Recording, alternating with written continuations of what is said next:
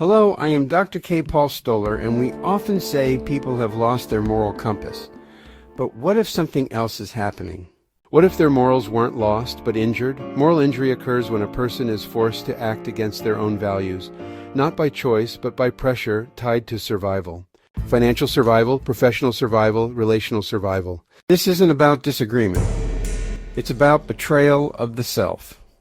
Moral injury most often occurs when someone is placed in a no-win situation. Obey orders or lose your livelihood. Comply or be ostracized, stay silent or lose the relationship. In these moments, the nervous system doesn't experience choice, it experiences threat. And under threat, ethics don't disappear, they fracture. Thinking about all those nurses and physicians during COVID who knew putting a patient on remdesivir and a ventilator was a death sentence, but they did it anyway. Why this is different from stress or guilt. Moral injury is not the same as stress. It is not the same as shame. And it is not simple cognitive dissonance.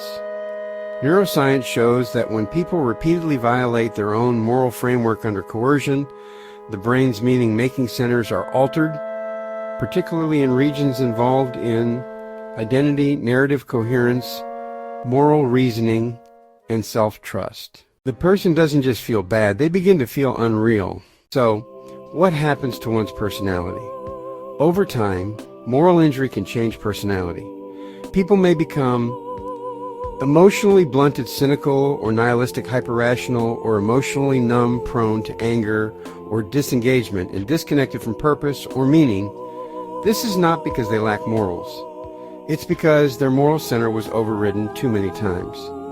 Not unlike a woman with a high body count, her morality knows that this is not in her best interest, but continues to stack those numbers for the dopamine and validation.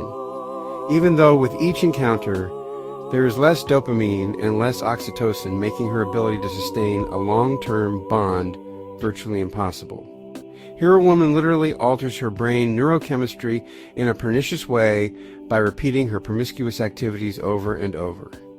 So to survive, the psyche warps to accommodate the injury. Obviously, moral injury doesn't just occur in hospitals.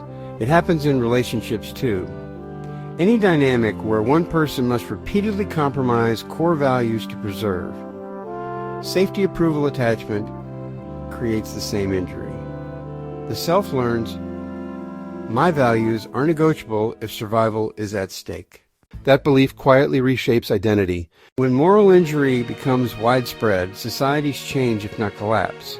People don't just lose trust in institutions, they lose trust in themselves. And when self-trust erodes, meaning evaporates. This is how entire cultures drift into moral confusion, aggression, apathy, and ideological rigidity, not because people are evil, but because too many were forced to betray themselves.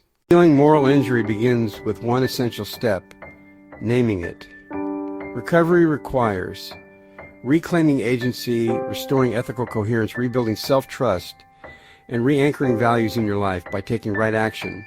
Without that, no amount of logic or reassurance will work. Sure, some people lose their moral compass, but far more were placed in situations where following it became too costly.